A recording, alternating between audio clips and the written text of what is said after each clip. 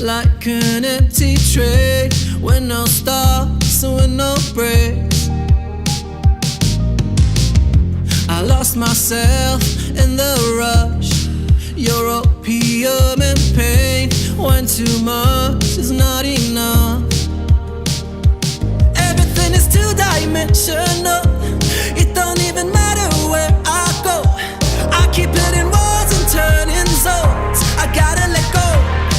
Oh, oh. Tonight, tonight, I kiss your heart goodbye.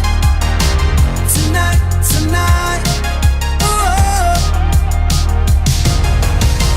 Tonight, tonight, I'm breaking all the lies. Tonight, tonight, I kiss your heart goodbye.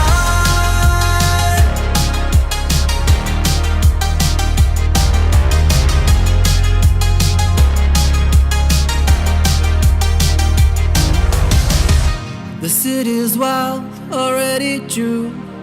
I space out in my sleep. I'm chasing you in lucid dreams. Everything is two-dimensional. It don't even matter where I go. I keep hitting walls and turning zones.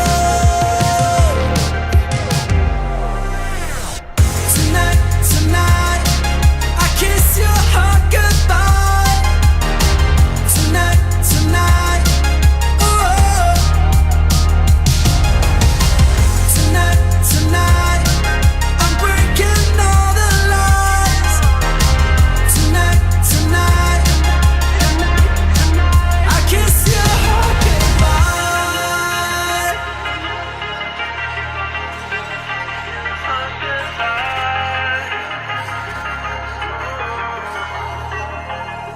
Everything is two-dimensional. It don't even matter where I go. I keep hitting walls and turning zones. I'm letting you go. Tonight, tonight, I kiss your heart goodbye. Tonight, tonight, oh. Tonight, tonight, I'm breaking all the lies. Tonight, tonight, I'm letting you go. Happy Fangirl Friday, everybody. This is Anita Castellar, and I am the host of Fangirl Friday Live. Today, we are having a great conversation, or we hope to have a great conversation with Charles and Marc Anthony. Just to give a little bit of update on who I am, because I'm actually crashing their scene today. My company is called FanGirl Consulting and Brand Management. We are a licensing agency, brand management, marketing. We do a little bit of negotiating contracts and licensing and making toys, collectibles, and all these good stuff. And we also do a little bit of branding and consulting. And sometimes we have some fun on live stream, and like we're doing today. So how are you guys? I mean, I'm so glad to be here with you and having this conversation. Charles and Marc Anthony, tell me what's going on in your lives today. Oh, Charles, I think Charles somebody. is muted. Charles is muted. You're jumping in? Yeah, this is the power of the internet right now. Yeah. So Marc, why don't we start with you? Yes. How are you today? And you know, what's going on with VoxPop? Everything's going well. Thank you first and foremost, Anita. We're live on Twitch right now on VoxPop Games .tv on Twitch. So all you guys, welcome everybody. That's pretty much like was waiting for us to sort of intro. Charles and I have been really, really hard at work, and we're so glad to be a part of Fangirl Friday. I've been a fan boy myself for quite some time of your show. I was checking out your interview with Michael Arntz and a bunch of other cool up and coming artists and toy makers. And I said, I got to connect with Anita and Fangirl Licensing and see if we could start a podcast together. And today, this is it. We're talking a little bit about what VoxPop is trying to accomplish in the indie game space with our new platform launch. We're about 2 months and change with our launch.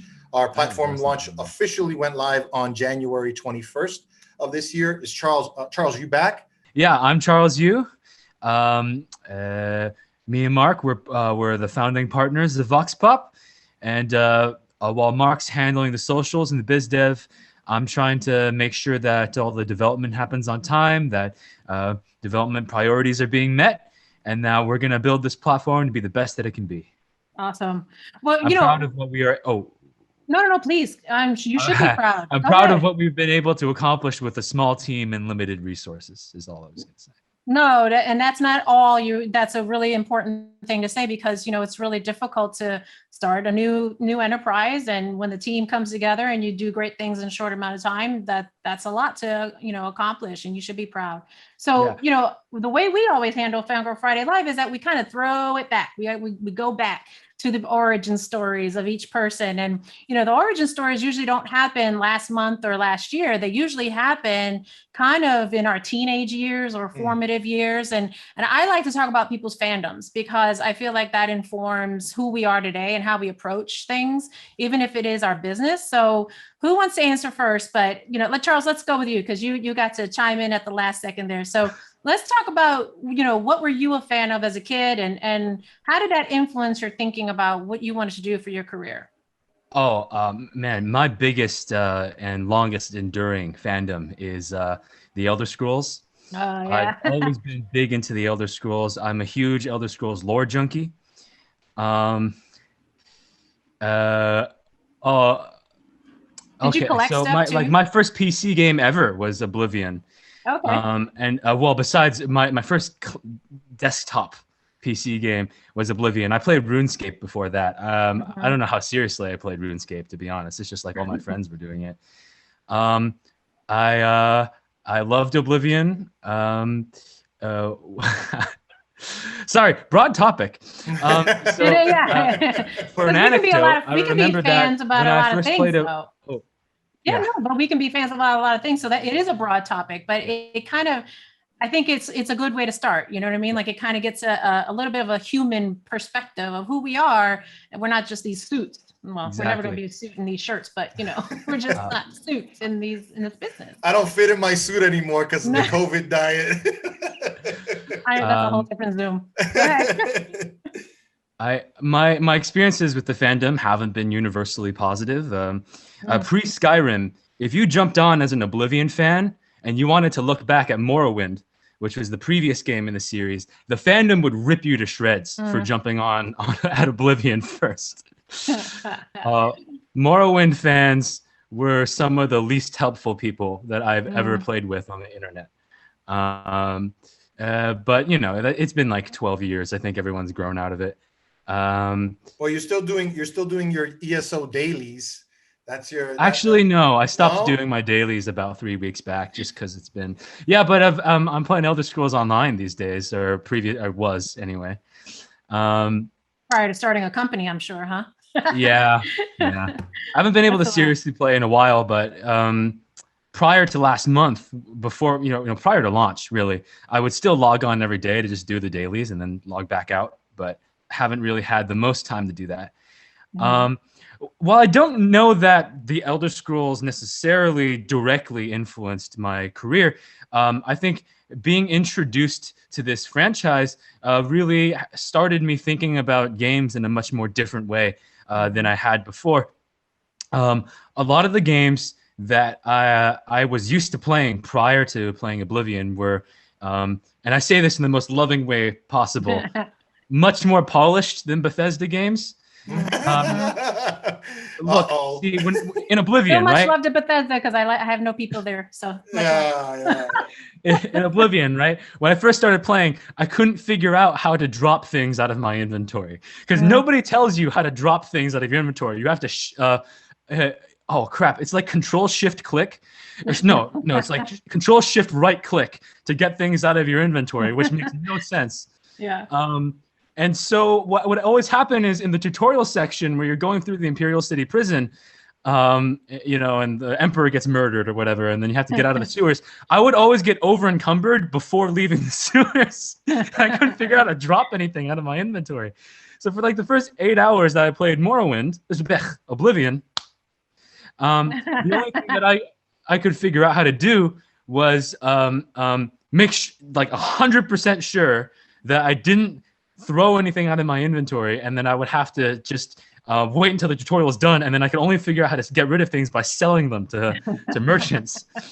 But the fact that I had to do stuff like that, and the fact that the game was so broad and had so many systems that interacted with one another, really got me thinking about, and I didn't have the language to describe this yet, but it really got me thinking about emergence and how rules in games interact with one another.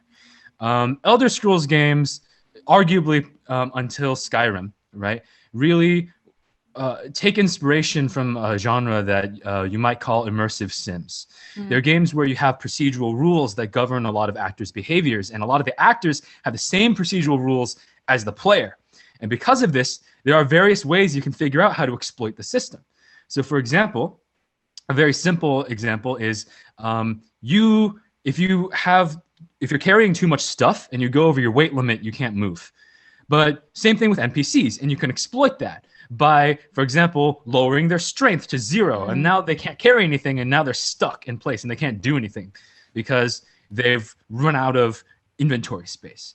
Another thing is there are various sliders that govern NPC behavior, like aggression, and you have multiple ways to mess with certain sliders. One is how much they like you, one is how much they want to fight, and one is how much they're afraid of you. Right? And they can have all of these sliders in proportion, as opposed to it just being a switch. Are they attacking you or not? Right. So all of these knowledge pieces, you put them together to decide like how you want to then, approach games, right? Exactly. And creating games. I think this is really what got me thinking about game design, is more than just like a series of combat encounters or a series of, switches that you flick on and off. The fact that there are these procedural rules governing behavior, and I really do think it was the Elder Scrolls series that introduced me to that. And ultimately, what brought me to indie games, because it's really indie games where you find that kind of experimentation, right? This kind of live experimentation is really dead in AAA. Even in later games in the Elder Scrolls series, I love Skyrim and I love ESO to death, but anybody who's played Oblivion and Morrowind can tell you that it is a very different gameplay experience. Disposition doesn't exist anymore. Half these procedural rules, they don't apply to NPCs anymore. There are a lot of rules that only apply to the player. Many of the spells only interact with the player, and you don't have the ability to create these kinds of custom spells to mess with NPC behavior anymore. That's not to say the game is inferior. These trade-offs do result in a product that's much tighter than before. You might not appreciate this when you look at like glitch compilations for Skyrim or like people who do Let's Plays purposefully to try and break as much of the game as possible for entertainment factor. Yeah. But compared to Morrowind and Oblivion, Skyrim actually functions significantly better. Playing Skyrim normally, you basically it's very rare that you run into game-breaking bugs by accident. You usually run into cosmetic bugs, right? But all of this, you put it together, and just to bring it back a little bit for the foundation of the company. No, that's okay. We get really deep into like what we're passionate about, and then we're like, oh wait, what was the original question? I haven't even started. We haven't even begun. But to bring it back to like, okay, how does that lead then to your passions, then into decision making, then into career, and now you're into indie games. You're developing them, and you're in this space. It's like the R&D, right, of the gaming space, so to speak. But then indie games can. Go ahead. Indie games can take more risks because they don't have the same level of financial investment that AAA games did, right? There's a reason why AAA games in the 90s and the early 2000s were more willing to experiment with formula and gameplay mechanics. It's because there was less money going into it, and it wasn't as much of a financial risk, right? But as AAA games become more and more of an investment, as budgets rise into literally the hundreds of millions, more than that, right? Modern Warfare 2 had a budget of, what was it again? Like 320 million. Yeah. GTA 5, even higher than that, right? So as games become more expensive, taking these risks become exponentially more risky. And AAA devs aren't willing to do that anymore. They have to streamline everything. They have to make sure that that nothing happens. Especially if it's a multiplayer game, you can't have giant exploits where players can learn the rules and dramatically destroy the balance of the game. That's not something you can allow. But the expectations become super high, and then there's less room for forgiveness, right? Yeah. I mean, there's a lot of it's like harder to be able to say, all right, we're going to experiment with this, spend all this kind of money, and as a big corporation, as a big company, like a Blizzard or somebody like that, they need to recoup. I mean, that's just the financials of the situation. Exactly, right? Black and white. Yeah. So, and it's not disparaging, but there's less money involved. There's more risk that can actually happen. Because, for your benefit, the expectations are lower. So it means you can, people don't have any big expectations of what you're going to bring or what you're not going to do, or what you can do. And so they want to rip you apart no matter what, because that's how it is. People always want to, talk about things and what's good and what's bad. But on the other hand, there's opportunity in the space to be able to, kind of finagle things. So then we're going to put that on pause for a thought process and then jump to Marc. And Marc Anthony, so tell us, with all of this that's going on in the background of Charles, I'm sure this all thought process is happening simultaneous. Yeah. You're growing up somewhere else, and you're thinking about similar things in your fandoms. And how does that then contribute then to you then coming into VoxPop later on? So this goes into the whole overarching, what is games? What is the language of games? What is the voice of games? I grew up in Brooklyn. We're back in Brooklyn. I didn't think I was going to be back in New York, but I stood 5 years in the Bay Area in San Francisco working for one of the greatest game companies in the world, Capcom Inc. Capcom, say everyone, just Capcom. Street Fighter, Resident Evil. We were probably in the Bay Area at the same time. I was at Lucasfilm. Exactly. We crossed paths in the same universe and in another universe. Probably. But growing up, I specifically took elements. The greatest detail of fandom that I have is liquid television. If anyone knows what liquid television is, I'm going to give you a precursor. It is the precursor for Adult Swim. Between the years of 1991 and 1995, there was a show on MTV that was called Liquid Television. It came on super late, and it had some of the most dynamic artistry that has ever been known to be seen and given to the masses. So we have the biggest shout out that I could give for any amount of fandom that drew me to the artistry and the voice of what games are is that television show. It's interesting. I went on to play every single game. I spoke about this in ad nauseum on many different podcasts, but my parents were the biggest proponents of games for me. And they used it as a reciprocity tool. They used it as, you do your homework, I'm going to buy you the latest this. Yeah. My dad would get dangling the carrot in front of it was. That's why I hate dangling carrots for devs, because I'm like, I don't want to overpromise. Luckily, my parents didn't overpromise and underdeliver.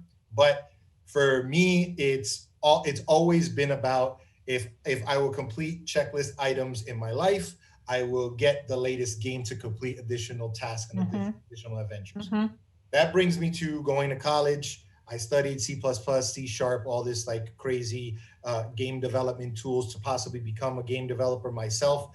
I had to quickly pivot and change directives, and I graduated with a philosophy and Latin American history degree from State University of New York, now rebranded as Stony Brook University. Graduated from there, from Stony Brook, in 2005. And right out of college, because of this and one other person who I got to give a massive shout out to, Lance Williams, I got my first job at Rockstar Games. Now, that's not something that anyone could say is, I went to game dev school for 7 years and I, know all the latest stuff and I'm going to get into Rockstar immediately.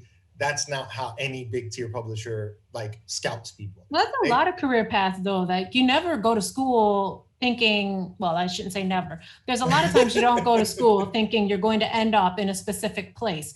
I'm lucky. I'm actually still utilizing my degree. My degree's in, business management and the concentration in international business. So I am still using that. But did I go to school thinking I'm going to be in licensing? I'm going to be in toy collecting. I'm going to be, making action figures and helmets and prop replicas and stuff like that in my career? No, I didn't think about those things, but were the skill sets there? And then did our fandoms, like I say, the collective R here, feed into those things? It kind of drove, without consciously thinking about it, right? Like your decision-making paths and like who you start to connect with and how you start to like move forward in your career. And as you get to a certain level in your career, you can make choices as opposed to reacting, right? Yeah. And so like you guys start to make choices about, I'd like to understand how you guys got together then to decide, oh, we're of like minds and we should be doing business together. That's Charles. You take it because you take the partnership love story, the brotherhood. Oh no, I don't have any theme music for this.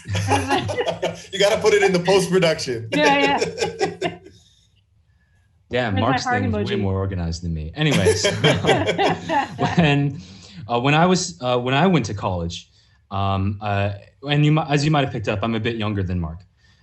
When I went to college, Y'all I are a bit really younger came than in me. with the idea. Sorry. Y'all are a bit younger than me, so just don't worry. When I went to college, I really went in with the idea that I was going to be an indie dev, and I was going to get to make all these like amazing, experimental games. But one of my professors really gave me the hard slap down. He was an indie dev that I really respected. I'm not going to say their name because I don't know if they want this information to be public necessarily. But they sat us all of us down and said, "Hey kids, you want to guess how much money I made as an indie dev in the 5 years leading up to my professorship?" And apparently the answer was $15,000. Which is why I was a professor at that moment. That's And not in the indie dev genre. That's the story for a lot of people right now. It's like, well, I wish you told me that in freshman year. Anyway, coming out of college, I really had this idea that I wanted to start a company that would help indie devs sort of market themselves and market their games. Really the tool that I wanted to succeed. Now, Marc had actually been running in the same circles because at the time he was running a different company called Grummelworks, which is doing talent discovery for indie devs.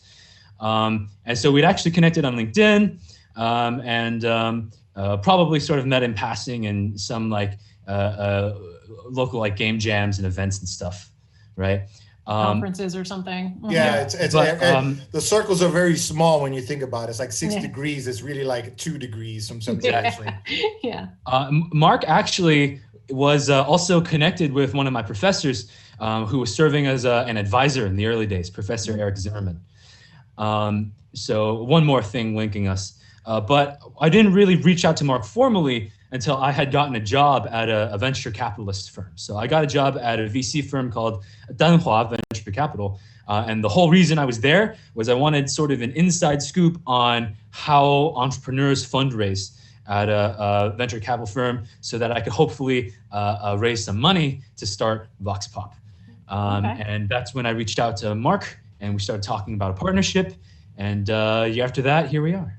Yeah, the rest is sort of, I saw this, so to get the yin and the yang here, I saw this opportunity as something that is completely different than the AAA studios that I've been working for. I was so saturated with over mega corporation items. Not to say that VoxPop isn't eventually going to be this massive thing. It's just I was building all of these feature sets into these massive pieces of art. And I felt like I was, not only were the ideas being sort of filtered to meet some sort of expectation for shareholders, it was more so that I felt that I wanted an avenue for that liquid television to be expressed.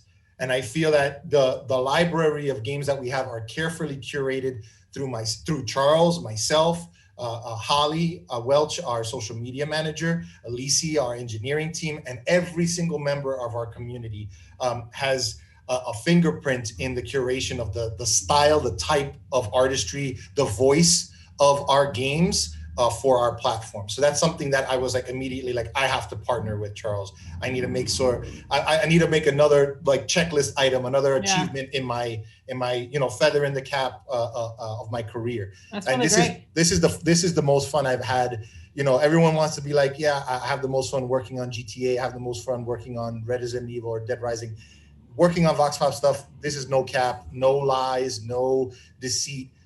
This is the most enjoyment that I've had and success and fulfillment that I've had from my career thus far, and it's only going to get better. That's awesome. So Charles, when you were kind of formulating the plan, because I'm sure you planned it out and you kind of like, I want to do these types of things and work with these types of folks. What was the vision for the company itself, though? Like, there has to be a premise that you felt like, okay, this is the end puzzle. I can see it completely completed, but I need these pieces to put in place. And so what did that look like? Like, what was the end puzzle vision for the company? And what is it today? Core vision. Oh. No, so go ahead. So sorry. No, sorry. The core vision goes like this. The idea was, one of the things that's really holding indie devs back is that they don't have any marketing money. Can't afford advertisements. Can't afford the biggest influencers, right? That's all AAA.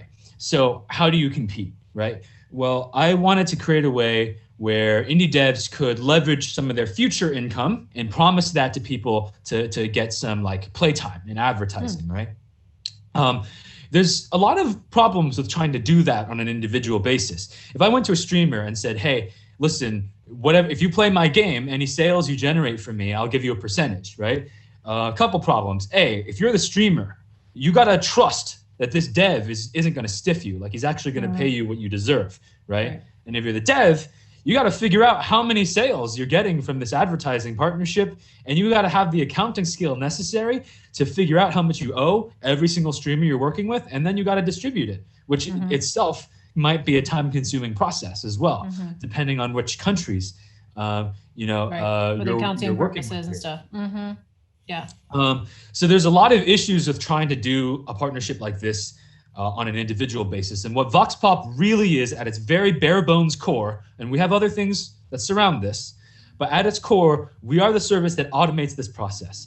We allow people to do a profit share sort of model, affiliate model for their own game by automating a lot of this process when it comes to distributing the percentage and being a trusted third party. Such that both parties can believe that they're not being stiffed on the transaction. We also leave room, of course. So just to recap that a little bit, or translate it into a little bit more layman's terms, like, so the player is playing the game and they're doing their part. Everybody's doing what they're good at, basically, right? And they're functioning in the space that they know and they understand. The dev is doing his part or her part. And then you are in the middle helping to streamline that process of, financials and processes, and like, okay, you can get paid this way, and this is what, you're going to push out to the streamer and whoever's going to play the game. So you're kind of in the middle helping to translate for each other back and forth between the two parties. Is that right? You want to see it like the Venn diagram. VoxPop is in the center. Where you have to take it from the perspective of, we are a storefront with sort of Ko-fi or Patreon translinking.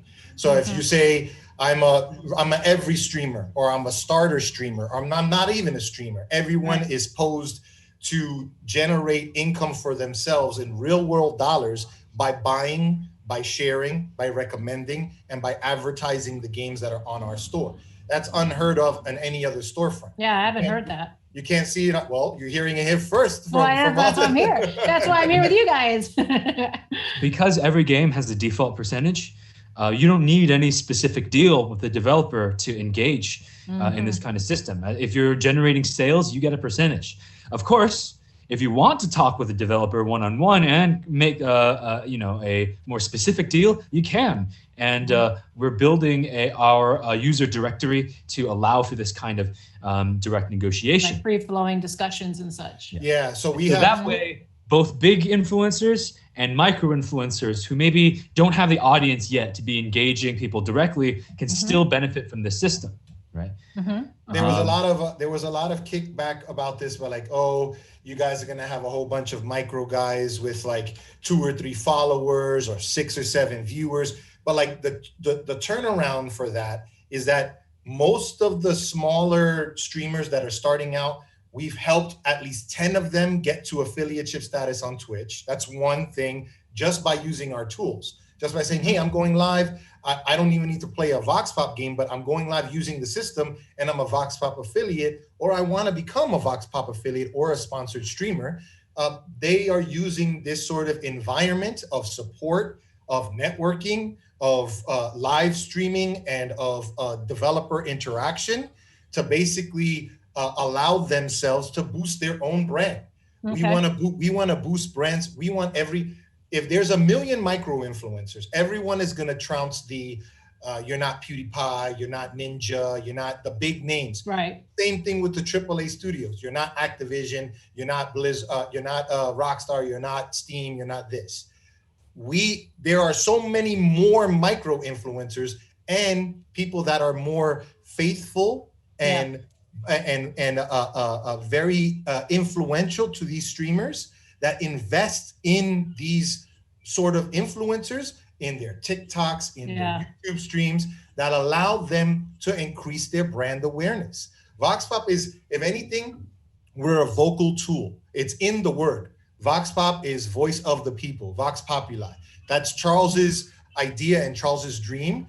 And I'm here and with the community, to boost the voices of all the developers and all the content creators and all the streamers that are engaging in our systems and in our tool sets. So a lot of brands, even in my space, in licensing and such, in branding, there's a lot of discussion around influencers, the value of influencers. How do you promise to pay so much money for like a PewDiePie or somebody like that, right? And then what's the ROI on that?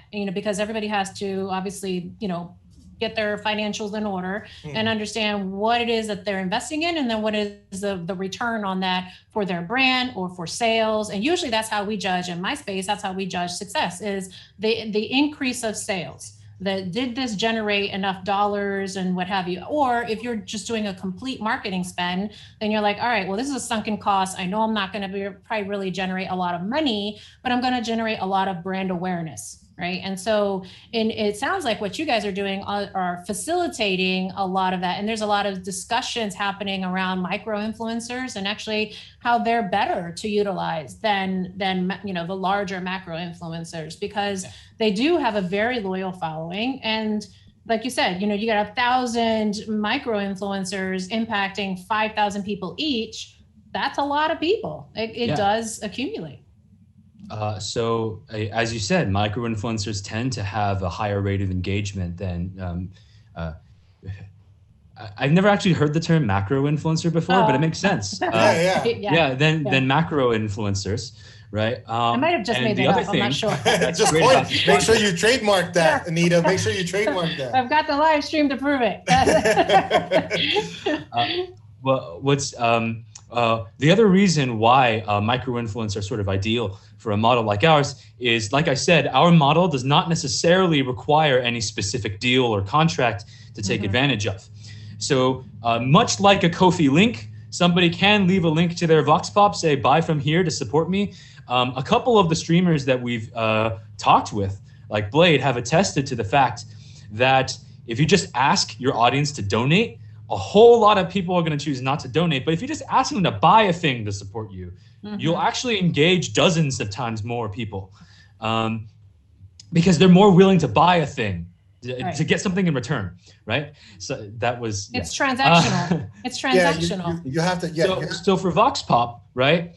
The way we foresee us really engaging with many micro influencers is not to say you can't have any other deals going on, right? But to say you stick that link wherever you would stick a Ko-fi link, right? And people will buy from you whenever you're playing the games and they see something they like.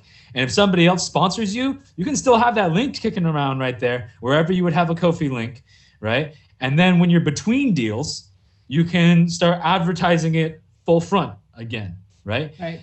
Because micro influencers aren't likely to just have deal after deal after deal after deal. They might get deals here and there, Right. They might already be used to picking up small amounts of money from different sources, right?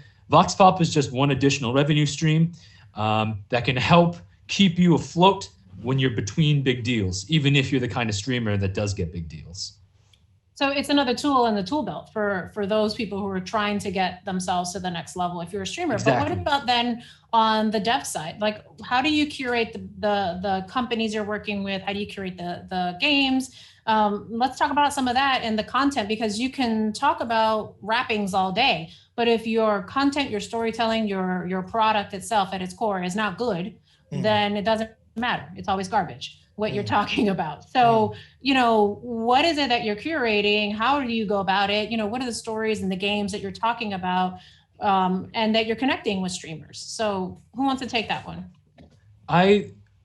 Sorry. I know I'm monopolizing the mic here a little bit. That's okay. Marc, do you mind if I tackle this I one? have a feeling if Marc really wanted to jump in, he would. I've spoken too much about this, so Charles is gonna just hit it out the park. So go for it, CEO. Go. I just want to say, to preface my answer, that when it comes to indie games, the question of moderation is very tough, because there are a lot of indie games that, frankly, they just don't screen cap well, and they don't necessarily record well. And really, the only way to properly experience some of these titles is to play them. And that's why streamers are actually so essential. There are whole genres of games, puzzle games and narrative games especially, that it's just impossible to cut a trailer for. And what you really, really, really need is someone to actually play it before you can evaluate that game. We call that play testing and toy design. Yeah. I mean, to give a quick example off the top of my head, I don't know if this is the best one, but this is the first one that comes to mind, right? Think about Depression Quest by Zoe Quinn, right? One of the key mechanics of this game, which is a choose your own adventure, is the fact that sometimes they give you options that are better, but you're not allowed to select them. Or sometimes there is a good option, but it's buried in a long list of bad options and you need to find it, right? That kind of thing really does a good job of narratively representing the experience of depression and how sometimes you might know what to do, but you can't work up the motivation to do it. Real world decision-making But that's not something, like, how do you cut a trailer for that? Right. Exactly. How do you screen cap that, right? And let's also face it, Depression Quest, as much as I respect it as a design, also does not do the greatest job in its presentation, right? Because it is fundamentally a text adventure. And if you just had screen caps of a text adventure, how well can I evaluate this as a moderator, right? Yeah. Which brings me to my second point. Once you're at scale, how can you play every single game that comes through your store, right? Realistically, you can't just say, okay, we have dedicated staff. They play every game that comes through, right? So at the end of the day, what we're going to have to do for moderation is a sort of community moderation. So we have a community rating system, and we just want to create a system where, we have a system where you cannot rate a game until you buy it, right? So personally, I think that's pretty reasonable. Granted, it might leave out people who own the game on a different platform, right? But I think it's a perfectly reasonable thing to ask, that you actually have to own a game before you could give it a positive or negative rating. And not right? And if enough people who own the game give it a 0 or a 1, then we'll be flagging the game for review. And at that point, we might pull it from the store. But prior to being on the store, if we pull it on the store, what we're going to be doing is we're going to be hiding it on the store so that everyone who bought it still has it, of course. Right. We're not going to just be poaching you bought it it, so they should own it, and you can't take it back. Yes, they own the. But at that point, we might remove the game from the store. But before we go through a process like that, before the game is actually on the store, I don't think there's going to be a fair or reasonable way for us to actually say this game doesn't belong on the store, this game is too shabby, this game has nothing to offer. I don't believe that any game made in passion will truly have nothing at all to offer, right?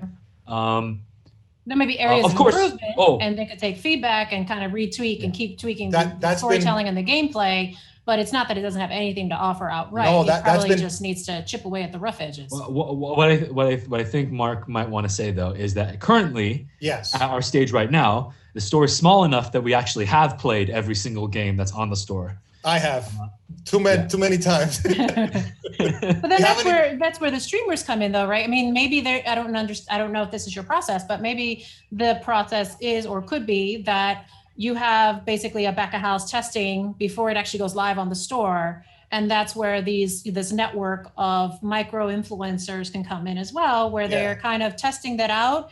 And then, they give you a rating and then you off and running at the sales part. So you just described something that is happening right now, like literally in real time. We have 3 key events that are happening concurrently that are going to overlap with our talk and our podcast. One is we have a stream that's going live with a game that's called Puppet Kings from the studio called Timba Games out of Colombia. Now, this game was released back in 2017 and is so supremely underrated, it got buried by the algorithm on Steam. Oh, wow. They came to VoxPop.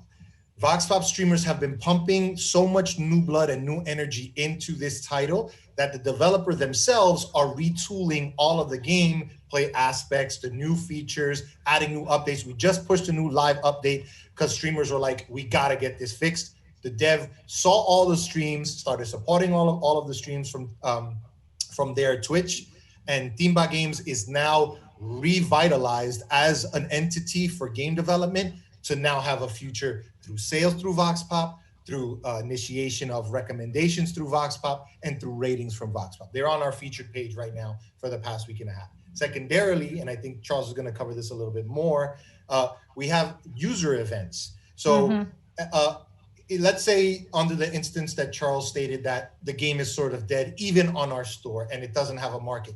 There are still meme-styled, like micro content influencers on YouTube that have huge channels in the thousands that look for games like that, undone games, dummy games, games with bugs, that will buy those games that are low-fi, low-tiered, and low rating to then boost them for their own ratings, because some of them have some of the really amazing meme content.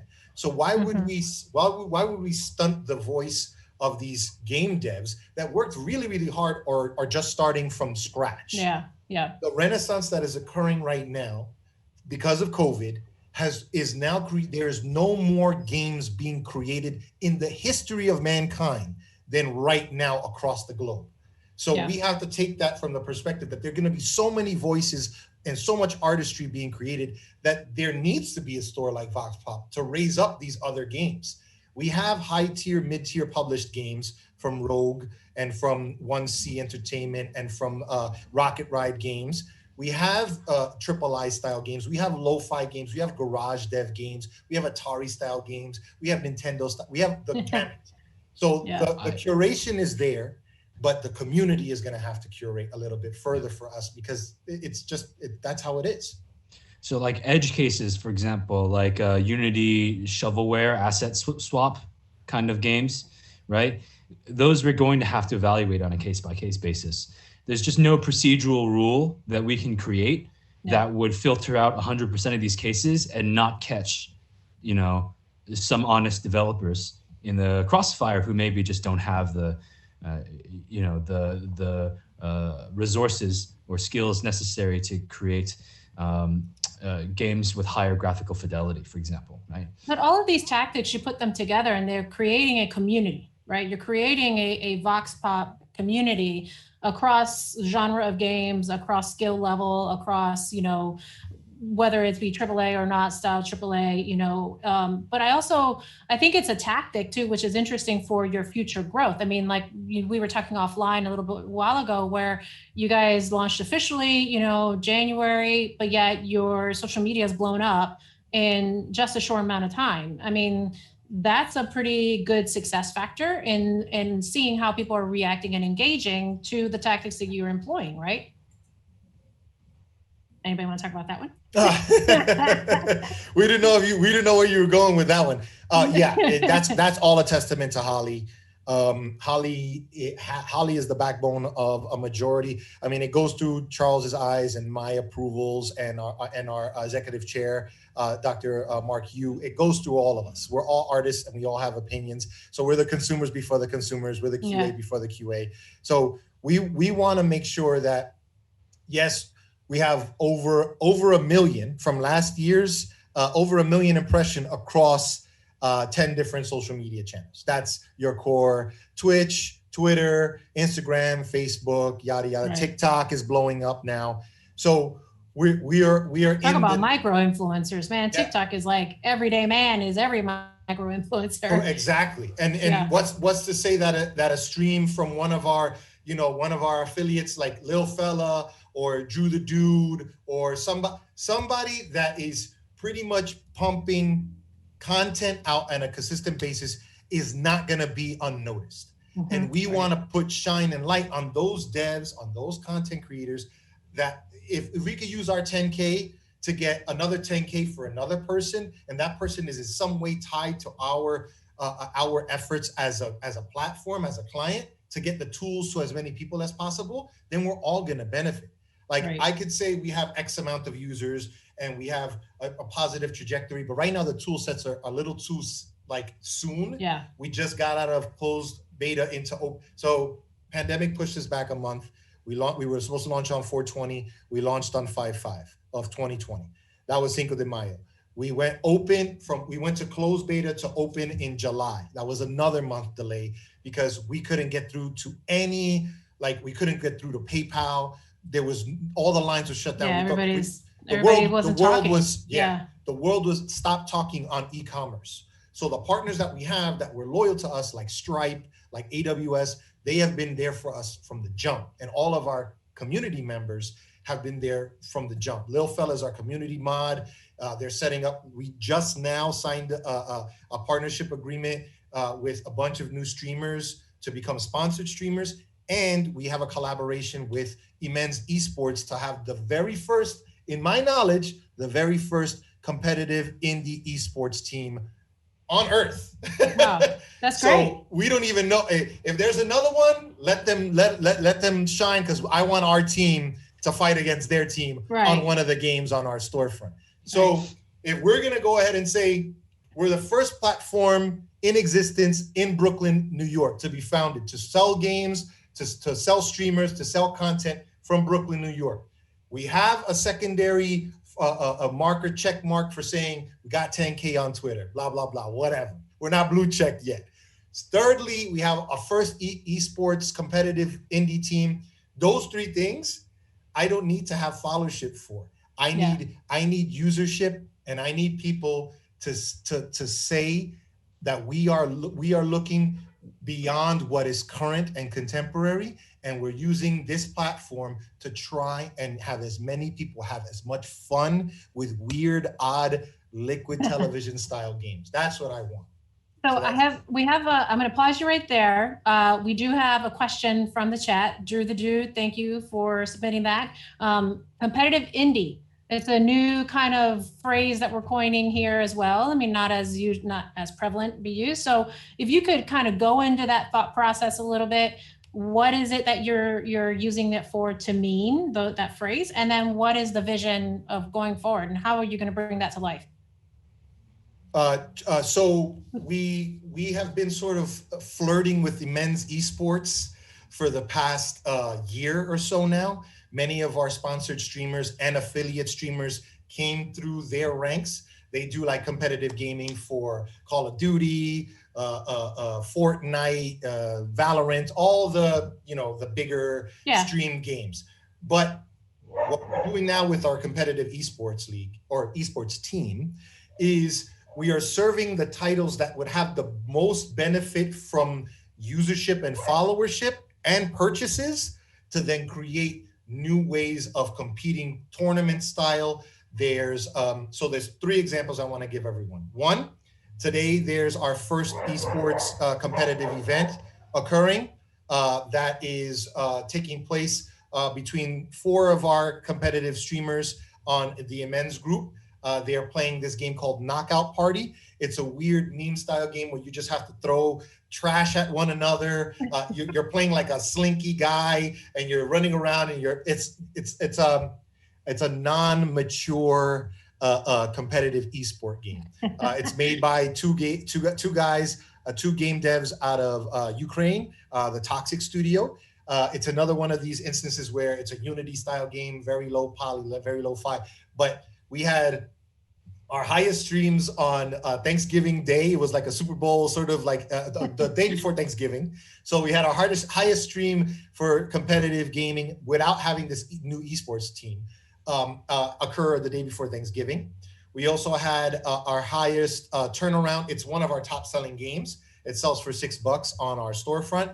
It has a bunch of categorizations. So we're gonna build this into a league where people end up being the champion. The current champion is Hank the Hippie. That's his handle across all his social media. He's the current champion from Knockout Party for VoxPop, but now he has to sort of retain the championship title to defend his championship. Secondarily, we have our Guardians of Ladino Forest, or Golf League. That is a space shooting, think Air Harrier meets Doom meets an LSD trip. Air Harrier. That's it, Charles. You were looking for it for a long while. So, oh my God! Yeah, no, yeah. Sorry. So Air Harrier is an old Sega game where you're the character. No, it's Space Harrier, right? Space Harrier. Yeah. Sorry.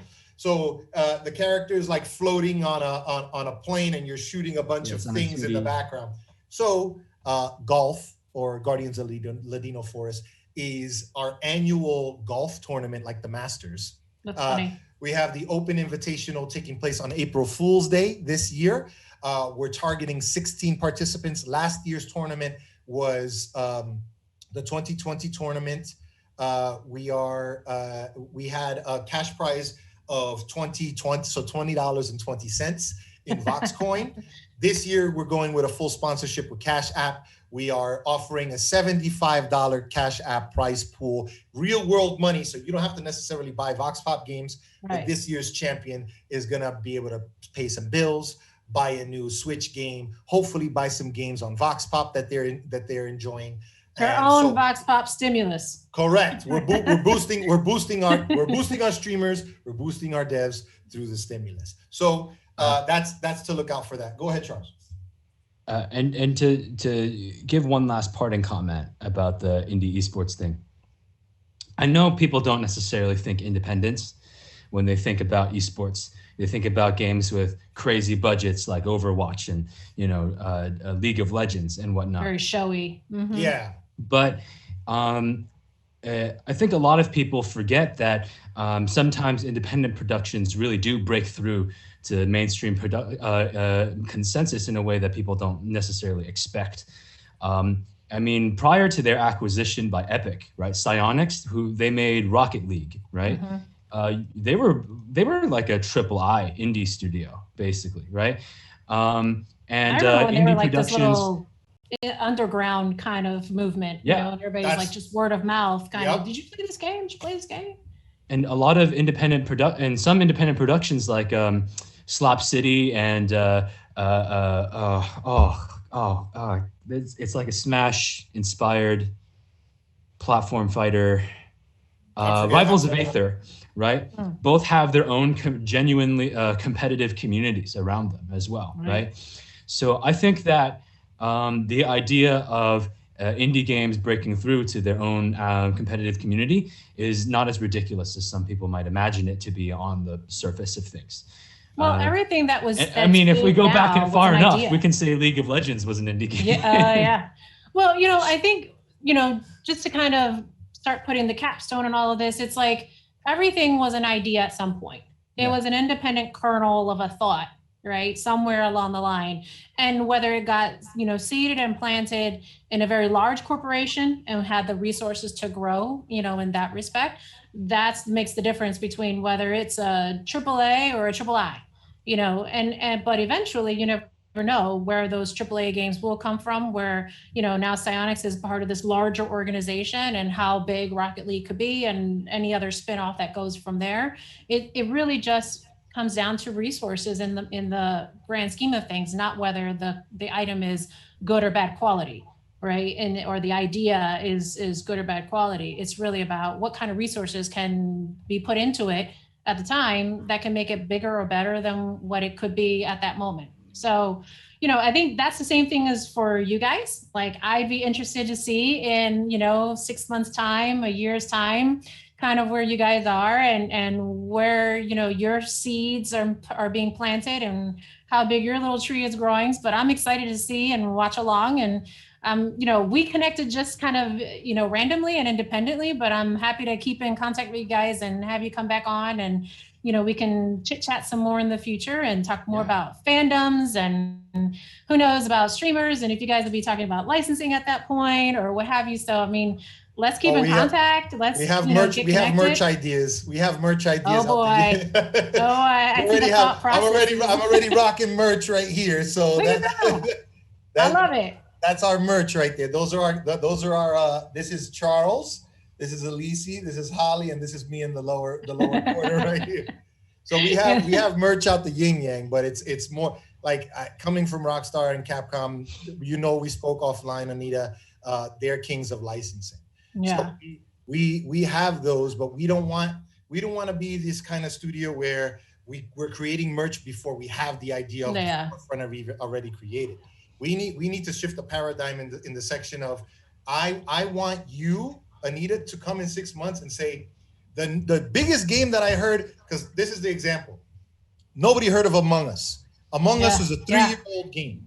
Among Us came out 3 years ago and was dead on arrival on Steam. What happens? A pandemic, everyone's home, everyone's checking out cool new games that they never saw before in their whole life. And 85 million downloads later, Among Us is where it is. All it takes is one viral live stream, on a platform and off it's going. Yeah, we're not trying to say that the next Among Us is going to come from VoxPop, but if it does, we are working towards that already. We're not working to say, hey, let's flip a coin and let's see what happens on this store. We're actively putting marketing spend, like you said, today, right now. Thank you so much for spending time, because we know that this is money to advocate for us and to advocate for both of our brands. So I appreciate this, because I know everything is about networking and it's about business. So this business right now has legs. And we are at the precipice of being able to say that the next big X was pushed forward through the voice of the entire community and not just one brand or one company. It was this developer got boosted through the community that generated all the sales for them, all the advocacy from the streamer. Our streamers are on streams right now. Go to my VoxPop link. You support me through this. You don't even have to do anything. Just sign up.